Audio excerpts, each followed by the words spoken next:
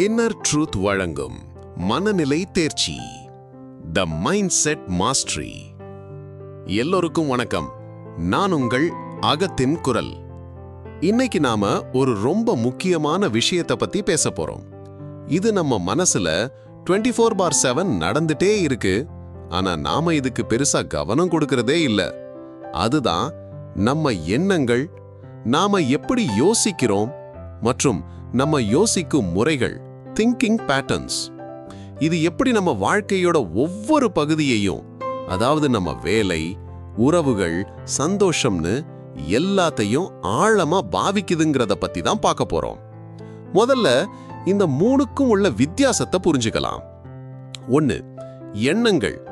இது நம்ம மனசுல திடீர்னு வர்ற தனிப்பட்ட யோசனைகள். எனக்கு பசிக்குது, இந்த வேலை கஷ்டமா இருக்கு, இன்னைக்கு மழை வருமா, இது மாதிரி வர்றது தான் எண்ணங்கள்.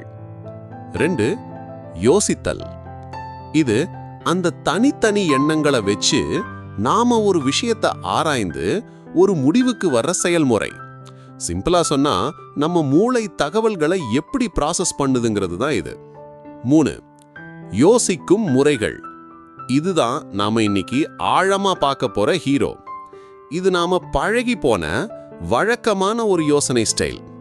உதாரணத்துக்கு, ஒரு பிரச்சனை வந்தா நீங்க இயல்பாவே ஐயோ எல்லாம் போச்சுன்னு நினைக்கிற ஆளா, இல்ல சரி இதுக்கு என்ன தீர்வுன்னு தேடுற ஆளா? இதுதான் யோசிக்கும் முறை. இந்த யோசிக்கும் முறைகள் தான் நம்ம வாழ்க்கையோட கண்ணுக்கு தெரியாத ஒரு ஆர்கிடெக்ட் மாதிரி.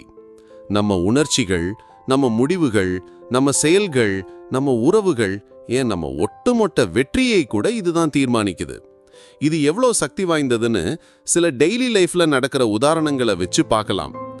இதை ஈஸியா புரிஞ்சுக்கிறதுக்கு A and B 2 நபர்களை வச்சு இந்த உதாரணம் பார்க்கலாம். வாங்க. உதாரணம் 1. ஒரு வேலை நேர்காணல், ஜாப் இன்டர்வியூ. ஏக்கு ஒரு முக்கியமான இன்டர்வியூ இருக்கு. அவங்களோட இயல்பான யோசிக்கும் முறை செல்ஃப் கான்ஃபிடென்ட் இல்லாம எதை எடுத்தாலும் மோசமா நடக்கும்னு நினைக்கிறது, நெகட்டிவ் பேட்டர்ன். அவங்க மனசுக்குள்ள என்ன ஓடும்னா, ஐயோ இந்த வேலைக்கு நான் தகுதியே இல்லை, கண்டிப்பா நான் பதில்களை சொதப்பிடுவேன், எதுக்கு இதுக்கு அப்ளை பண்ணோனே தெரியலையே. இதனால என்ன ஆகும்? அவங்களுக்கு பதட்டம் அதிகமாகும், ராத்திரி தூக்கம் வராது, இன்டர்வியூல பேசும்போது கண்ணை பார்த்து பேச மாட்டாங்க, குரல் உடையும், அவங்க திறமையை அவங்களால சரியா வெளிப்படுத்தவே முடியாது. முடிவு, அந்த வேலை கிடைக்காம போறதுக்கு வாய்ப்பு ரொம்ப அதிகம். பர்சன் பிக்கு அதே இன்டர்வியூ இருக்கு. ஆனா அவரோட யோசிக்கும் முறை வளர்ச்சியை நோக்கியது, வாய்ப்புகளை தேடுவது, பாசிட்டிவ் ஆர் growth பேட்டர்ன். அவர் மனசுல என்ன ஓடும்? ஓகே, என் திறமையை காட்ட இது ஒரு சூப்பர் வாய்ப்பு, நான் நல்லா தயார் பண்ணியிருக்கேன், ஒருவேளை இந்த வேலை கிடைக்கலனாலும் இது ஒரு நல்ல அனுபவம், இதுல இருந்து நான் என்ன கத்துக்கலான்னு பார்ப்போம். இதனால என்ன ஆகும்? அவர் ரொம்ப அமைதியா, நம்பிக்கையா இன்டர்வியூக்கு போவார், கேள்விகளுக்கு தெளிவா பதில் சொல்வார், அவரோட உடல் மொழியே ரொம்ப பாசிட்டிவா இருக்கும். முடிவு, அவருக்கு அந்த வேலை கிடைக்கலாம், இல்லைனாலும் அந்த நிறுவனம் மேல ஒரு நல்ல அபிப்பிராயத்தை ஏற்படுத்திட்டு போவார்.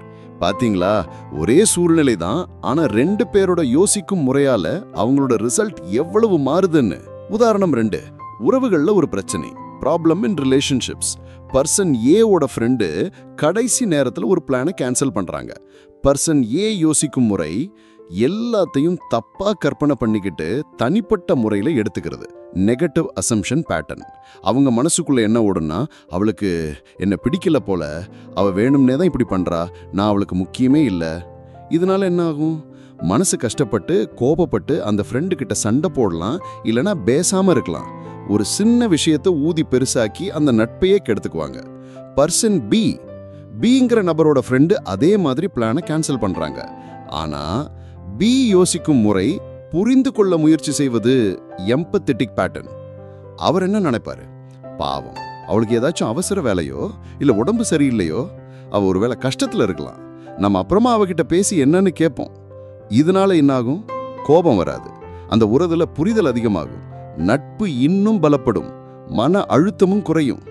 சரி, இந்த யோசிக்கும் முறைகளை மாற்ற முடியுமா? கண்டிப்பா மாற்ற முடியும். நம்ம மூளை ரொம்ப ஃப்ளெக்சிபிள், நெகிழ்வுத்தன்மை கொண்டது. இதுக்கு கொஞ்சம் விழிப்புணர்வும் முயற்சியும் பயிற்சியும் தேவை, அவ்வளவுதான். உங்க யோசிக்கும் முறைகளை மாத்த சில சிம்பிள் டிப்ஸ். 1. கவனிங்க, பிகம் அன் அப்சர்வர். முதல்ல ஒரு போலீஸ்காரர் மாதிரி இல்லாம ஒரு நண்பன் மாதிரி சும்மா கவனிங்க.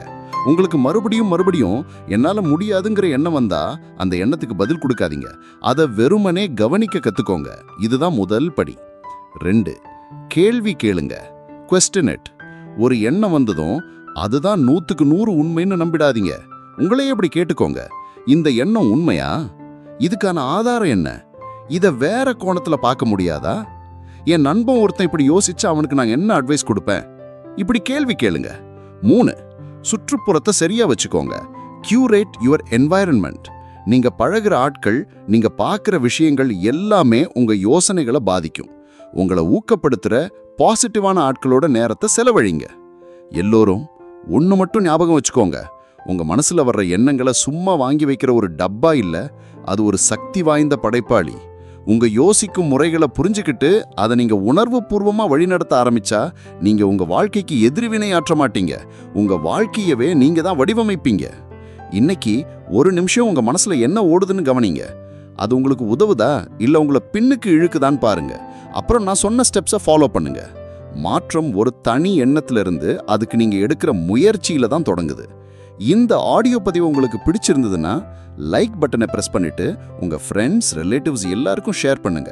மேலும் இது மாதிரியான சுவாரஸ்யமான விஷயங்களை தெரிஞ்சுக்கணும்னு விருப்பப்பட்டீங்கன்னா இந்த பிளிஸ்ஃபுல் லிவிங் இன் ட்ரூத் சேனலை சப்ஸ்கிரைப் பண்ணிட்டு பெல் ஐகானையும் கிளிக் பண்ணிக்கோங்க. நன்றி. மீண்டும் சந்திப்போம். நான் உங்கள் அகத்தின் குரல்.